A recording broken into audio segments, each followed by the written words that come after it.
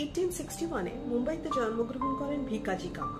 Rich Persian family থেকে belong করলেও আরাম বিলাসবহুল জীবনই শুধু তার একমাত্র উদ্দেশ্য ছিল না। তিনি খুব ছোটবেলায় বুঝে গিয়েছিলেন India is under the chains of the British rule.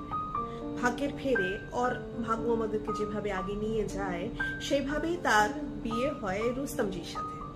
Rustomji is a pro British, just opposite to what Bhikaji ওয়াজ।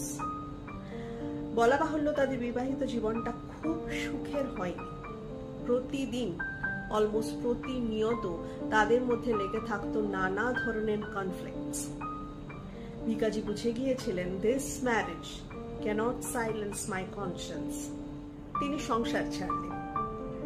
কিন্তু আরেকটা বিরাট বড় সমস্যার মুখোমুখি এসে দাঁড়ান 1896-এ, যখন she is been diagnosed with plague আর তাকে চিকিৎসার জন্য যেতে হয় ভেরি আয়রনিকলি সেই ইংল্যান্ডে। কিন্তু ওই যে যিনি ঘাসের ডগা থেকে মহাকাশ অব্দি সর্বত্র মিশে আছেন, সবকিছু বোধহয় কোথাও একটা গিয়ে তারই ইশারাতে চলে।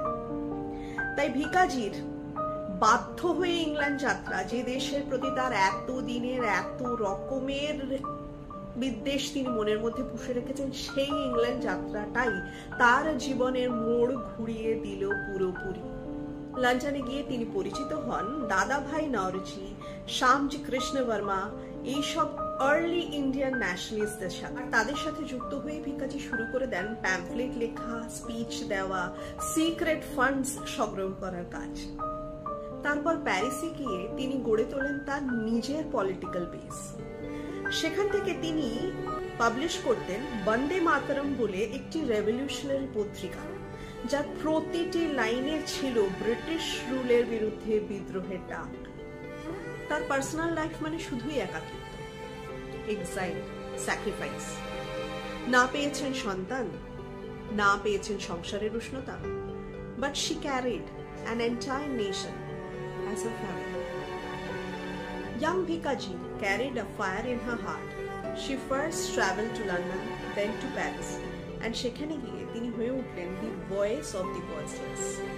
বিদেশে বসেও she wrote, she spoke, she organized, and সবই শুধু একই উদ্দেশ্যে, India's freedom.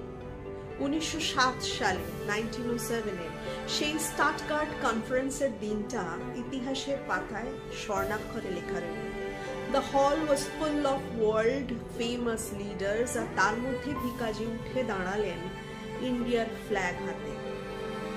সেই ফ্ল্যাগটা যেটা ছিল ইন্ডিয়ার প্রথম স্বাধীনতার পতাকা। আর উঠে ঘোষণা করলেন, this is the flag of independent India, one day we shall be free. গোটা হল কেঁপে উঠল হাততালিতে।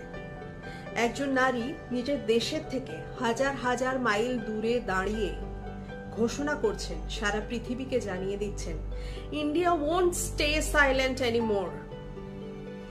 কালের নিয়মে ধীরে ধীরে শরীর ভেঙে গেলেও তার স্পিরিট কখনো ভাঙতে পারে। তারপর শেষ জীবনে যখন তিনি অসুস্থ শরীরে ইন্ডিয়াতে ফিরে এলেন, তার চোখে তার তখনও লেগে আছে সেই একই ফ্রি ইন্ডিয়ার স্বপ্ন। 1936-এ দেশ স্বাধীন হওয়ার এক দশক প্রায় আগে ভিকাজি কামা চিরতরে চলে যান পৃথিবী থেকে। আর 1947-এ যখন দেশের স্বাধীন আকাশে প্রথমবার উড়ল ট্রাইকালার, history whispered, this was Bhikaji Kama's dream. তিনি আজও স্মরণীয় the mother of Indian revolution নামে, যিনি দেখিয়ে দিয়েছিলেন এক নারীও পারে একটা পুরো জাতির স্বপ্নকে বাঁচিয়ে রাখতে। ভিকাজি কামা। কেমন লাগছে ক্যামিলিয়াস আমাকে জানাতে ভুলবেন না। নিচে দেওয়া মেল আইডিতে আপনাদের সাজেশনস, ফিডব্যাক, নেক্সট ক্যামিলিয়াসে আপনারা কার কথা শুনতে চাইবেন মেল করে আর আমাকে সরাসরি ডিএম করে জানাতে পারেন।